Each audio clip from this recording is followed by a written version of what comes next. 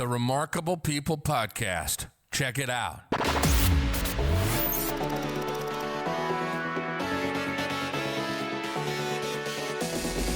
The Remarkable People Podcast.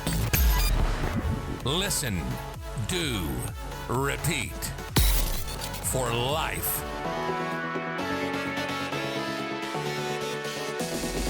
The Remarkable People Podcast.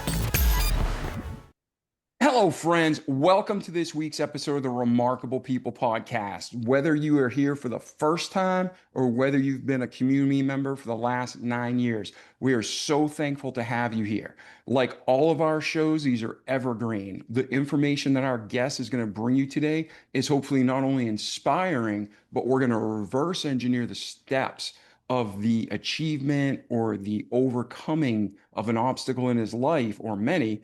And we're going to break it down to practical steps so not only our guest can be on a podcast, but hopefully you can too someday soon. So at this time, we have our remarkable friend with us, Chris Papst. Chris, thanks for being here today, brother. Yeah, I appreciate it. Thank you for having me on. Oh, it's an honor to have you.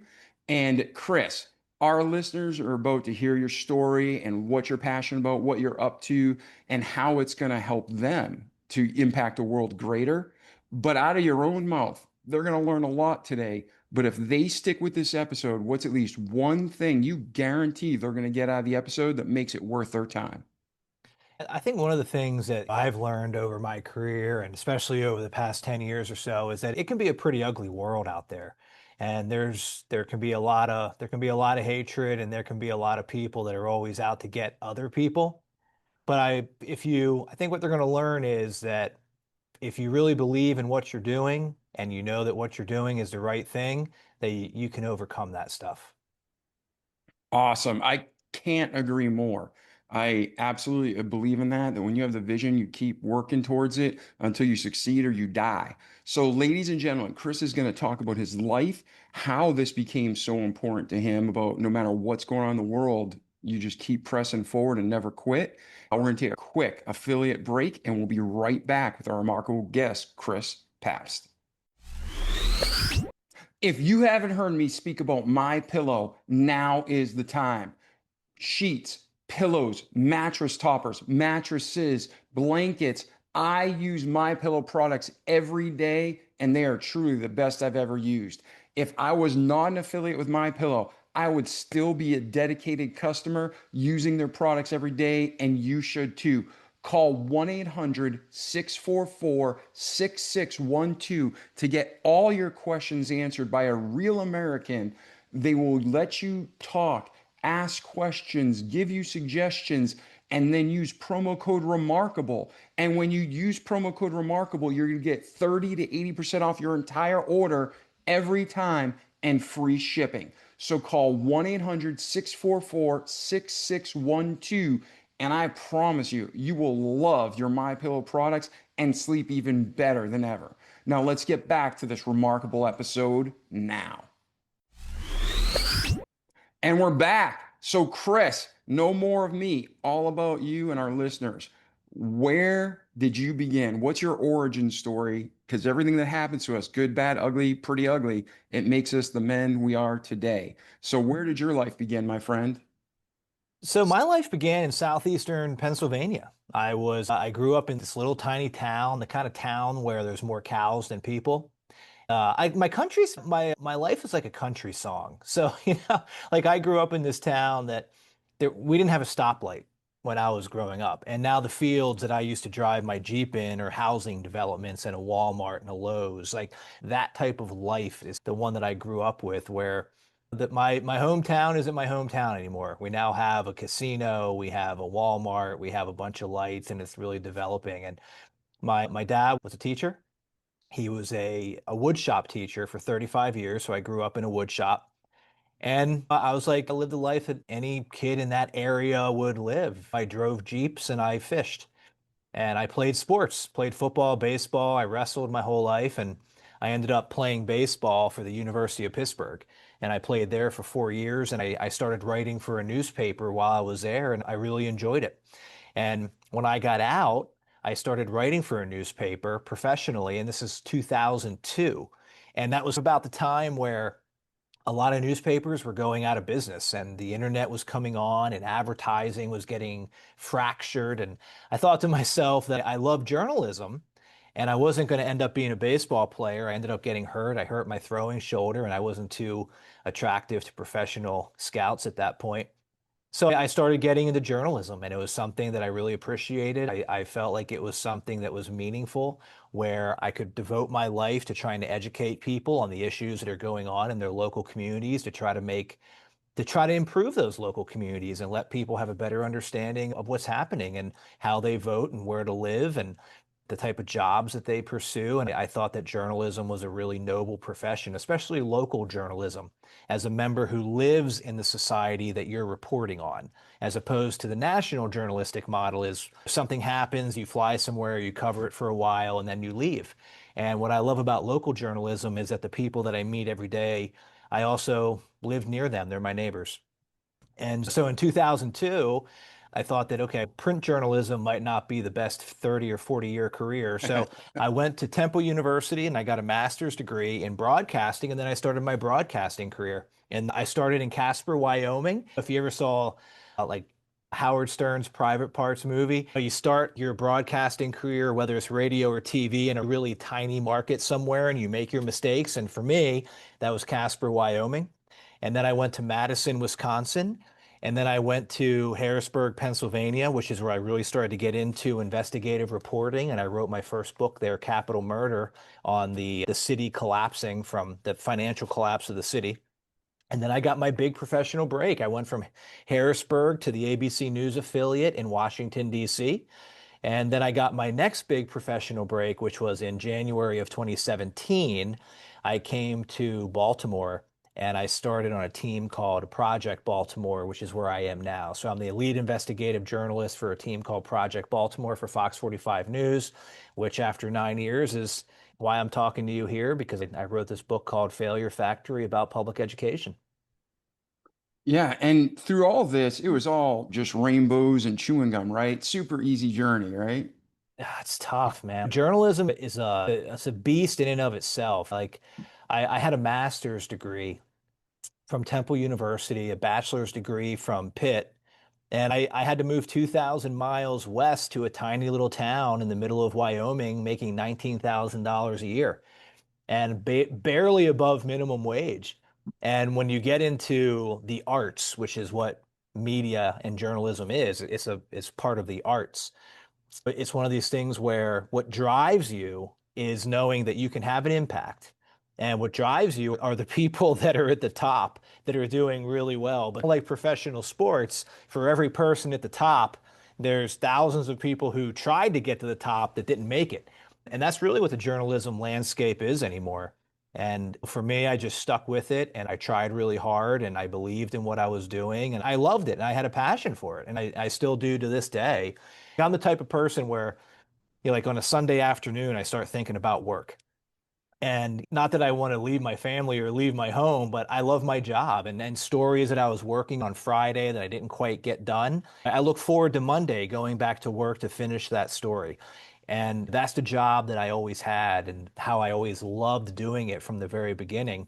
And as a lot of people in journalism, they start to get picked off by communication departments. Like all the people from my freshman class of Casper, Wyoming in 2005, I'm the only one left in journalism because they slowly started to go to communications for local police departments, or a couple of my friends worked for politicians and their marketing departments. So you start getting picked off by other places that value what you're able to do in local television news, but I stuck with it. I'm really happy that I did.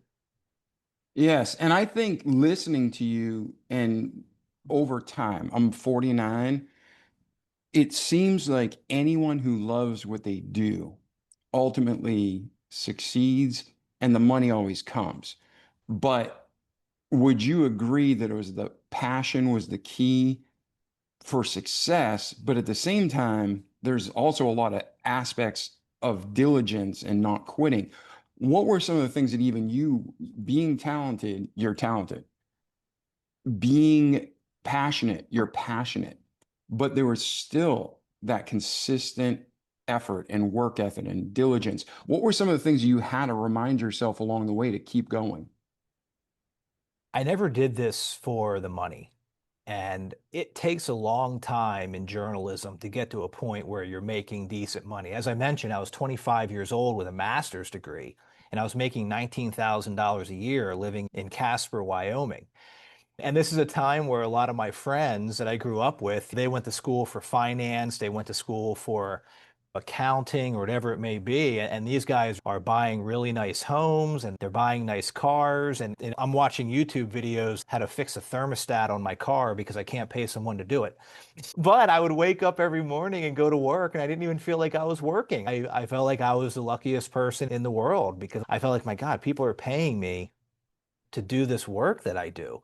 And I had the type of job that for many people is a hobby. And we've even seen in over the past 10 or 15 years that for many people, their hobby became the job. They kind of like a lot of people, they were doing something, let's say they were teaching and they started a podcast on the side because that was their passion. And then slowly the podcast starts making money and eventually it gets to the point where it can replace your teacher salary and now your job is podcasting. And for me, that was how I looked at journalism. I looked at it like this was my hobby, writing and investigating and digging up stories, digging up news, trying to get leads. And that was something that to me was just always really fun. And somebody was paying me to do it. And as the people that I got into journalism with started dropping out because the local police department could double their salary, because the governor, I had people that I worked with went and worked for the governor in their comms department in different states, Pennsylvania or Wisconsin, because you can go there and make more money, have a nice pension, not have to work holidays or not have to work in the morning shift or the evening shift. And those people started getting picked off and they started going, and I stuck to it. And I'm really happy that I did because a lot of those people, they're not in those jobs anymore. They've moved on. But I always had a longer term vision of where I wanted to be at a certain age and later in my professional career. And just waking up every day and working as hard as I could and keeping focused on that is how I got there. And now, during this time, you married, single, dating, what was your personal structure? So my wife and I have been married since 2005. So we got married soon after college, and she went with me to Casper, Wyoming. She went with me to Madison, Wisconsin, Harrisburg, Pennsylvania, Washington, D.C., and now Baltimore. So she's been here the whole time. And what always helped was that I did have her, and she was working as well. But she had a long-term vision too, and her vision was that she wanted to have babies and be a stay-at-home mom.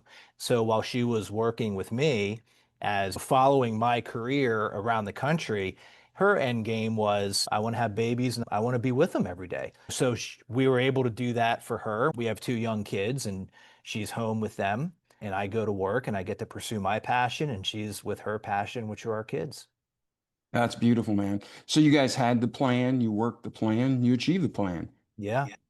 So now talk to us about today. I know time, the most valuable resource we have is time, and you and I and our audience right now have a limited window together. What's going on in your world today, Chris? I mentioned I came to Baltimore in December of 2017. And I came here to work on a journalistic endeavor, which was called Project Baltimore. And it was really the brainchild of the company that owned the ABC News affiliate where I lived in Washington, D.C., and Fox 45, which is a company called Sinclair Broadcast Group. And we mentioned that 20, 25 years ago that media was going through a lot of changes. And when I first started writing for a newspaper in 2002, 2003, I didn't know if this was going to be really a long-term career that someone could be in for 30 or 40 years because we could see that things were changing. And one of the things that changed was a lot of local news organizations got away from the beat reporter. And what that is that somebody who's on one beat every single day of their life, and they get to really be an expert on that. And what Project Baltimore is that we're a team of five investigators, two photographer editors, two producers, and myself as the journalist, and we're focused on one topic. And in January of 2017, we chose public education. So for the last 9 years and 4 months, I have devoted every day of my professional life to investigating public schools and how they function and why they function the way that they do and why it seems like not even like, why it is that taxpayers continue to put more money into public schools, but we're not seeing the academic outcomes of students improve. If anything, we're seeing them get worse. And that was our mission in January of 2017, the hows and the whys. Why can you have a school system like Baltimore that is one of the most funded large school systems in America, but every year it's one of the lowest performing? And for the past 9 years and 4 months, we've been working on those answers. And I think that we finally got those answers, which is why I started writing books on it, because I want people to understand what is happening in public education, because I really don't think that people understand how public education works. And I'll say it from this perspective. I mentioned that my dad was a public school teacher for 35 years. I went to public schools K through 12, so did my brother.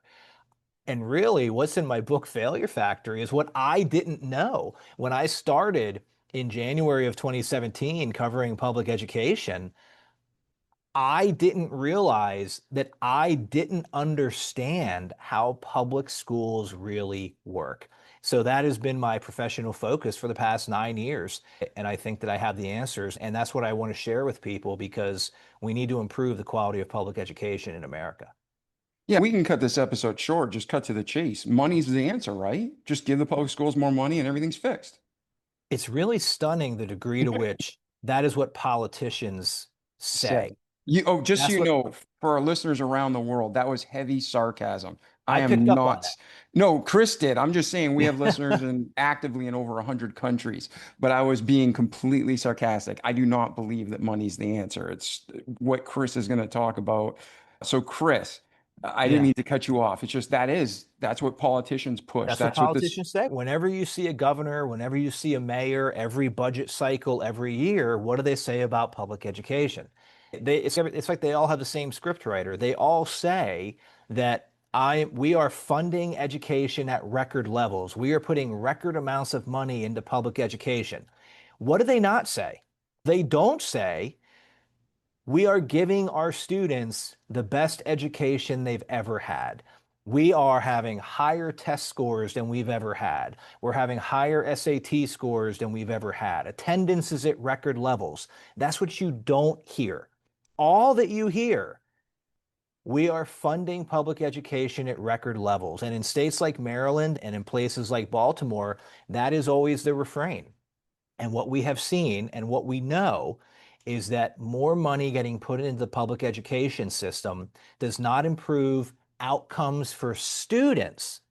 It improves the outcomes for the adults who work in the school system, because the school systems then hire more adults who are making more money and they have better benefits and better pensions. But the money does not correlate to better educational outcomes. And as I mentioned before, I've been doing this now for over 9 years. And what Failure Factory is showing you that. And I really think what makes this book unique is that this is a long-term study. The kids that were in third grade are now graduating when I got here. And it's a long-term study on what is happening in the public education system. And we really started this in Baltimore. And the book is focused on Baltimore, but it also spreads out a little bit into the communities around Baltimore. But what's happening here is happening all around the country. The mindset that is really taken root in Baltimore when it comes to public education is the same mindset that has taken root in many places, if not all around the country in all 50 states. And that is really what I'm trying to do, is educate people on that mindset so that we don't have more Baltimore City Public Schools, which is incredibly well funded, but extremely low performing as far as academics. Yeah, and let me say one more thing. You correct me if I'm wrong when I'm done. But if you're listening to this episode, ladies and gentlemen, and you're like, how does this benefit me? I don't have kids in school. I'm never going to have kids in school. My kids already graduated. Whatever you think your situation is, this greatly impacts you. Yeah. Because if you're working, you're probably paying taxes. If you're paying taxes, you're funding this monster. And if we're funding the monster, and everybody loves their country, hopefully, right? We want our country to be as big and strong as possible, but it starts in our own homes and our communities.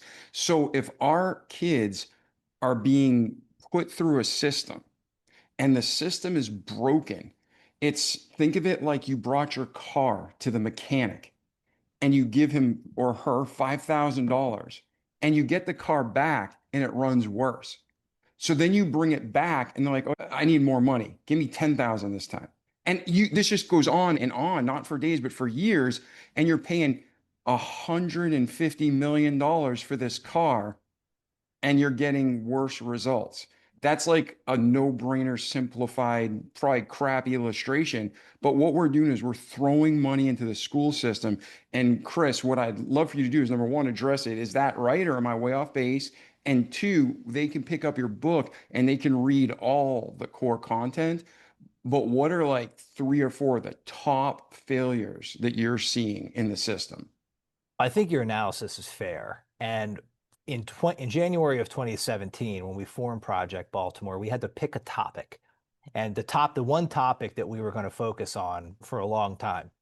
And we chose public education because whether you have kids or not, the quality of your local public education is impacting your life in every way possible. It's impacting your home value because people want to be in good schools. It's impacting your tax rates. It's impacting your local economy. If your public education system isn't graduating kids who are ready to enter the workforce, you're not going to be able to grow your economy. And that's what we're seeing in places like Baltimore. It impacts your crime and incarceration rates. We know most people in jail did not graduate from high school. We know most people who are in jail are not reading and writing at the levels they need to be reading and writing at. So the quality of your public education system affects everything. It doesn't matter if you have kids. Or if you have kids and you send them to private school or Catholic school, or parochial school. It's that public education system that is so valuable. 90% of the kids in America go to public schools. That means 90% of future voters and 90% of future taxpayers are going to public schools. So we have to make sure that we do all that we can improve them. And it's not really that hard to improve them. So in Failure Factory, I take people to a lot of schools in Baltimore that get the same funding and they're pulling kids from the same neighborhoods as any other school, but they're showing remarkable success. And we can see the examples that are there. But part of the problem is that so much money has now been put into public schools. Baltimore City Schools' budget is $1.9 billion. 12% of the kids in that school system are proficient in math. 88% of the kids in Baltimore are not proficient in math, and taxpayers are giving that school system nearly $2 billion a year. And there are schools that are showing great success, but they're not copied. And why are they not copied? There's a very simple answer to that. And what we had mentioned before is that a lot of what is in Failure Factory, a lot of what is in my book are things that I didn't know when I started this job 9 years ago. And here's one of the main things that when I first heard it, I didn't necessarily believe it. And it took me a while before I actually came around to understand that, yes, this is true. And it's this. A lot of people think that public schools get money to educate kids. And they get more or less money for certain graduation rates or attendance or standardized test scores, that the teacher salaries and the principals and the money that they make is tied to that type of stuff. And one of the things I've learned is that's not true at all. And schools, public schools in Maryland and throughout most of the country, they do not get money. They do not get funding to educate students. They get funding to enroll students. 100% of the school's funding in Maryland is based on enrollment, not education. So if you're a principal, if you're a teacher, and let's say that you have 100 kids, if all 100 of those kids are proficient in English, or none of them are proficient in English, the way the laws are set up is that the school gets the same amount of money. It doesn't matter if the students learn. And in Failure Factory, I talk to a lot of teachers who say that the incentive structure that has been created in public education is not one to educate kids. The incentive is to enroll the student. As soon as that student is enrolled, the school gets the money. And that has led to a mindset where schools are not focused on learning, they're focused on passing. So, how do you get 12% of the kids in a school system that are proficient in math when a graduation rate, like it is in Baltimore, is 71%? How does that happen? How can you graduate 71% of your kids, but 12% of them are proficient in math? Those are the numbers in Baltimore. That happens because the schools are focused on passing. They're not focused on learning. So why are they focused on passing? Because that's how they make their money. If you're a student and you see a light at the end of the tunnel, and that light is called a high school diploma, you are more likely to stay enrolled in school. So every year, you will come back and you will be marked as enrolled, and the school will get the money for you. If students fail, if the schools make it hard for students, they challenge students, that student is more likely to drop out. And then what happens? The school doesn't get the money anymore. And the way Maryland law works and the way that laws in a lot of states work is enrollment is taken 1 day a year. In Maryland, enrollment's taken 1 day a year, and that day is September 30th. If you are enrolled as a student, or if you're a principal and you can enroll a student on September 30th, that student by law does, does not have to come to school again for the rest of the year, and that school will get 100% of the funding for that student.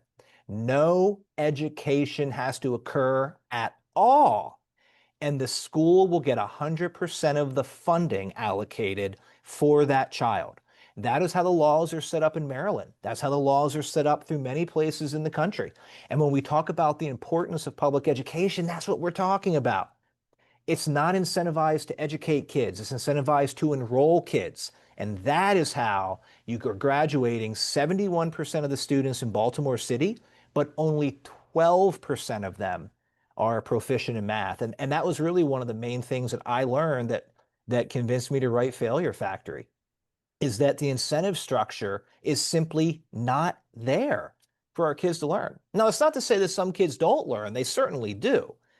But when you have 88% of your kids are not proficient in math with a nearly $2 billion budget, you have to start asking yourself the question, how is that possible? And it's possible because of what I just explained. Yeah, a couple quick questions before we go on. Number one, are all states on the same enrollment type of incentive? Because I remember there being schools caught feeding the students they taught for Yeah. the test. So are there different incentives, or was that's past life and in today's society, it's all based on enrollment? In many states, in most states, it's based on enrollment. Now, some states count enrollment twice a year. Some states may count enrollment more than that. There are some states that do it on a rolling attendance. Funding is based on rolling attendance. I am not aware of any state that base funding on education. It's not to say that there isn't one out there that does. I'm not an expert on all 50 states. I'm just not aware of any. What I am an expert on is Maryland. And Maryland does not give money to schools to educate the kids. Now, they used to, and this is really interesting. 20 years ago, Education Week, the publication, listed Maryland as having the best schools in America. The best schools. Maryland was number one. Now it's somewhere in the middle of the pack, 25, 30, somewhere in there. But 20 years ago, we had a state superintendent. Her name was Nancy Grasmick. She instituted a bonus program where if schools hit certain growth metrics with student academics, that school could get a bonus. She had created an incentive structure that would lead schools to educate kids better because the schools would get more money. Maryland did away with that. Maryland doesn't have that anymore. And now our schools are just in the middle of the pack, even though our schools are really highly funded. Got you. And then I always grew up being taught, and I believe it to this day, that if you see a crime or a problem and you don't step in to help, you're honestly more at fault than the people involved. So I don't care if you see someone getting mugged, you got to step in and help, or at least call the police, do something. But if you just watch and film it on your camera, you're a bigger part of the problem. So with the school system, I have very strong words against the politicians and the lawmakers and even the educators, superintendents, the people. They know the game, they know the system, they know it's broken, but they just keep playing the game and feeding it for their own benefit. Is there any recourse that you see happening to these people? We are seeing that around the country. So what you're talking about is that there is so much money that is now available in public education. And there's so many people making so much of that money that they don't want to disrupt the status quo because the status quo is very profitable for them. So they don't want change in the public education system. They want to keep it the way it is because they're making a lot of money. Now, the students aren't benefiting. We can see that in the data. The students are not academically improving, but the adults in the school system are making more money. And there's more of those adults because the money that is being funded through the public education system, they're using to hire more adults, which, by the way, is growing the political power and influence of the public education system. So we can see that happening. But we are seeing a movement throughout America where I think a lot of voters are saying this isn't right. This public education system we have is this basically the same model that we had 70 years ago. What are we doing? What in America do we still do today that we did 70 years ago as far as how we live our daily day-to-day lives in the institutions that we have? The public education system is one of them.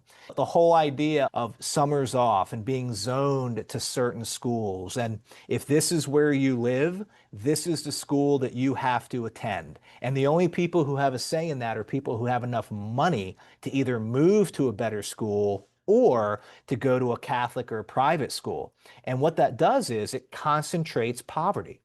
And we're seeing that because if people can't get out of a bad school, if they don't have the ability to take their kids and put them into a better school, cycles of generational poverty. That is what's leading to it. In Failure Factory, I talk to the parents. I talk to the parents that are stuck in these schools and have been for generations because their kids are now being undereducated by the same school system that the parents attended. And the parents can't read well. The parents don't have the proficiencies in writing or math to be able to get a good job, to leave the school system they're in, to provide something better for their kids. This is not a theory. This is real life. I talk to the people in Failure Factory. You can read their words. But throughout the country, what we're seeing is that there is a shift. 3 years ago, Arizona passed a universal school choice model. Florida has something similar. The states that are growing in population, the states that people want to go to, the states that people are moving to, they're adopting a different approach to public education because the approach that we have been doing for so many years, we can see academically that the students are not thriving under that system. So there is hope. It can happen. And really what I hope with Failure Factory, what I hope with my book, is that it will provide that level of understanding for people to really look at the system and decide for themselves if it really needs to be changed in their local communities. Yeah, I agree with everything you're saying, Chris, and the way that you attend school is the same as 70 years ago. But I don't see it the same in what they're teaching the kids because I know that my kids were in school and I put them through private school because when I looked at the public schools, it was just you talk about a low standard. What we were learning in third grade, they're graduating maybe knowing. So that's the only thing I question. What did you find out in all your research of the actual content? Because I'm thinking communication skills is important. It's not being taught. Budgeting is important. It's not being taught. More than anything, math, 2 + 2 is 4, is seriously at some schools not being taught. They have this Common Core math and all these crazy lies. So what did you find in your research with actually is being delivered to our children? One of the main things that we're seeing and that we document heavily in the book is that there's a lowering of the academic standards. And why would you lower academic standards? Money, for the same reason we talked about, because the focus is on passing. The focus is not on learning. Again, because when you pass, they stay enrolled and you keep the money coming in. And these are the things that it took me a while to really understand, that I'm trying to relay that information, because it all goes back to the basics. It goes back to, okay, how are schools set up? Schools are set up because they receive their funding based on enrollment. So the decisions that a school makes is based on enrollment and money, not on education. And whenever I'm going on my book tour and I'm doing conversations like this and I'm talking to people, and I always have to repeat that because it's so valuable. And whenever you think about what a school is doing, when you think about how they're making decisions based on money, and the money is based on the enrollment.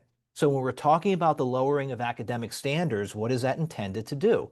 They're intended to pass more students. I have an entire chapter in this book that I think is so important, one of the most important chapters in the book, where what I do is I show readers how to do my job. Because people that are listening to us right now or watching us are working 40, 50 hours a week. They don't have time to go through reams of school data and try to decipher it and analyze it. So I do it for you. And I show you where to look and how to look and what to look for and how to analyze it in the very basic ways. And a lot of the things that you can look for are things in school board policy, which is probably the least interesting topic you could possibly talk about, is school board policy. But it is so incredibly important. And what I do in the book is I show you the policies to look for, and I show you where to find them. And if you see these policies in your local school system, it is a significant indicator that the school's academics are getting worse and the school is trying to pass more kids without educating them. And I'll give you just one example of many. One example is what is called the 50% rule. And Baltimore City has the 50% rule. And what this says is, if a student doesn't do anything in a class, never shows up, never takes any homework assignments, or maybe they do a couple homework assignments, takes a couple quizzes, don't put in much effort, the lowest possible grade a student can get for a semester or marking period is a 50, is half credit. Now, in Baltimore City, the lowest possible grade is a 60. They start every student not at 0, but at 50. They start them at a 50. So all a student has to do is earn 10 points out of a 100-point scale, and they'll pass a class. That's it. That's the bar that has been set in Baltimore City public schools. So why did Baltimore City schools pass the 50% rule? They passed it because they wanted more students to have an opportunity to pass. They didn't want to fail as many students. And you can read in Failure Factory why Baltimore City schools, their own arguments for why they have the 50% rule. And their arguments are, let's say that you're a student and you decide that you don't want to come to school the first 40 days of the school year. There's 180 days in a school year, and you just decide that you don't want to come to school for 40 days. And on the 41st day, you decide you're going to come to school. If you start at a 0 after 40 days, mathematically, you're not going to be able to get to a 60 to pass a course. But if you come in on that 41st day and you have a 50, you can pass the course. That is how low the bar has gotten in many of our public education systems. Now, if when you get out of school, if you go to work and you decide that you don't want to go to work for 40 days and you show up on the 31st day, are you going to get half pay? No, you're going to lose your job. But the message that we're sending in many of our schools, like Baltimore City, is that you don't have to go to school. You don't have to do the work. You don't have to study for tests. You're going to get half credit. As a minimum, you're going to get half credit. And if you have the 50% rule in your local school system, look it up. Get a copy of my book. I'll show you exactly where you can find it. Look it up. And if you have, that is a major indicator that your school system is going down the wrong path. Yes. And ladies and gentlemen, just to respect your time and Chris's time, this is, Chris, am I exaggerating to say the couple points that we talked about is only scratching the surface? What we've talked about right now is 20 pages of a 250-page book. Exactly. And Yeah. there was probably honestly 100 things more you could have wrote about. So what I want to do with the remaining time in the show is this. As it doesn't matter if we're an American, a Canadian, an Australian, if we're from Switzerland, but as an American and knowing our system best, for our listeners all over the world, but specifically Americans, pick up your book. We get a better idea what to look for. But what else in these closing minutes do you recommend that we can do to change the system? Whether we don't have kids, whether we have kids graduated, whether they're in the middle of it now, what can we do to make a positive difference? Sure. One of the main things that I see is that a lot of people get very excited for presidential elections. And we always see the highest turnout in presidential elections. And one of the arguments that I make in Failure Factory is that your local school board, unless you're in the military, probably has more of an impact on your local life than the President of the United States because of the things that we talked about earlier, because of the quality of your local public education system impacting your home values, your taxes, your crime rates, your economic development. Your local school board is phenomenally important, but there's so many people that they don't even think about who they're going to vote for their local school boards. And they don't even go out or bother to vote or research the candidates. And I think to answer your question, one of the main things that you can do is be involved in local politics. I'm not saying that you got to go out and canvas for people. What I'm saying is just do your research. It doesn't take a whole bunch of time. Take an hour on a Saturday, find out who's running for local school board, and pick the person who's going to be the best person. Now, by best, the person who's going to hold the local school system accountable, the person who's going to take your hard-earned money, your tax dollars, give it to a public education system, and then hold the school system accountable and say, if you're not giving our kids a proper education, you're going to lose your job, superintendent. You're going to lose your job, principal, assistant principal, teacher. And we're going to bring people in who are going to properly educate our students, who are going to raise academic standards, expect more from our kids. Those are the things that we're not seeing in places like Baltimore or Cleveland or Milwaukee, these places that have historically really poor performing public education systems. A lot of it is because, and I would argue an overwhelming majority of it is because the public officials in those areas are not holding the school systems accountable for the quality of education they're delivering to the kids. And it starts with the voters. Pay attention to your local politics, your local House of Representatives, your local senators, state senators, local state House of Representatives, local school boards, local county commissioners. These are extremely valuable positions and important positions to your everyday life. That is where it starts. And we're seeing throughout the country, we're seeing groups like Moms for Liberty, whatever your opinion is of Moms for Liberty, what they're largely focused on is school boards. They're trying to get people that align with their beliefs to run for school board. They're seeing the value of local elected officials and the impact that they can have on your everyday life. That is where I would say you start. Find out who's on your school board, find out what their beliefs are, and then adjust from there. Excellent. Thank you for your time today, Chris. Now, if somebody wants to pick up a copy of your book, where's the best place to get it? And if they want to continue the conversation, hire you for a speaking engagement, whatever it is, what's the best way to reach you? Thank you. The book is called Failure Factory: How Baltimore City Public Schools Deprive Taxpayers and Students of a Future. It's available anywhere books are sold: Amazon, Barnes and Noble, Goodreads, your local bookstore. If they're not carrying it actively, they can certainly order it. And I really want to continue the conversation. I wrote this book, as we mentioned, because I want to educate people, no pun intended, on what's really happening in the public education system. And pick up a copy of the book. I'm the easiest person to get a hold of. My social media accounts are all Chris Papst, ChrisPapst, chrispapst.com. Reach out to me. Let me know what you think. Let's continue the conversation. If you have questions, if you are interested in booking speaking engagements, talking about what we're talking about right now, you can do that on my website, chrispapst.com. And thank you for having me on your show. I really appreciate your time and taking an interest in our work. Oh, it's an honor, Chris, and thank you for being here.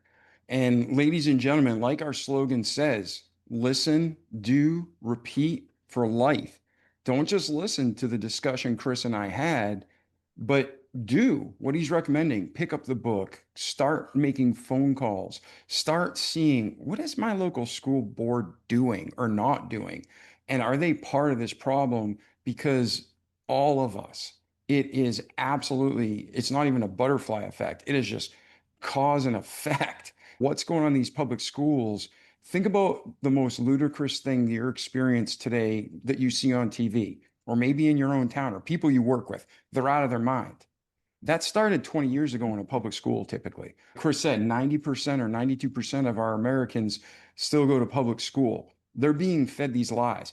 And this is a concept that's been around since the beginning of time. But if you really want to be honest, Hitler, the communist, all the people in office today that want control, they want dumbed down, mindless citizens that are being fed and told what to do. Barack Obama said that from a stage in a live mic many times. He thinks the population's dumb and men like him need to tell them how to live. It's horrible, it's wrong, it's evil. So pick up Chris's book, do something with it, repeat it, those good habits each day, so you can have a better life in this world, but most importantly, in eternity to come, because it all trickles to what we believe and why. So Chris, thank you again for being here today, my friend. Thank you. I appreciate it. All right, ladies and gentlemen, we love you. We'll see you in the next episode. Share this with your friends and family on social media, because it really is that important. Ciao. Ladies and gentlemen, I sincerely hope this show has inspired you. The whole purpose of the Remarkable People podcast is to inspire you, to motivate you into action, to help you have an even better life, to overcome things you've not yet been able to overcome, or to grow to the next level that you never thought possible. And all of this, not just to benefit you in this world, but to have you come to a relationship with God where it grows every day stronger, and not just this world is blessed, but your eternity is blessed. And we sincerely want to do just that and to glorify God. And we hope with this episode, we accomplish that. If we did, please let me know. It's great to be encouraged and to spread the word to our remarkable guests that it helped in your life. If we didn't, let me know. Write me an email. You can go to davidpasqualone.com, go to our contact us page, and let me know what you think. I got tough skin. Let it rip. Anything you can think of to make this a better podcast, to help you grow and to glorify God, I'm in. So that's it. Thank you for listening to the podcast. Thank you for sending us feedback. If we can help you in any way, let us know. And if you can spread the word about the Remarkable People podcast, share the episode to your friends, your family on social media, it would be a huge honor and blessing. Again, I'm not trying to be the most famous podcast in the world for my benefit. I truly want a podcast that's the best podcast in the world to help as many people as we can to have a better life, come to know Christ, to grow in the Lord, and to have that salvation so they can be with God in peace and joy in eternity. And right now we're together on this earth, so let's do everything we can to work together and help each other grow.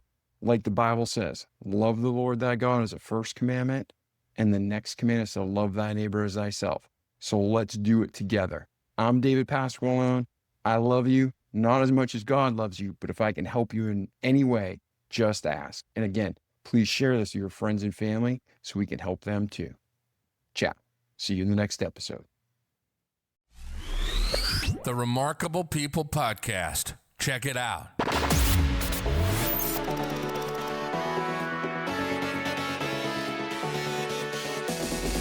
The Remarkable People Podcast. Listen, do, repeat. For life.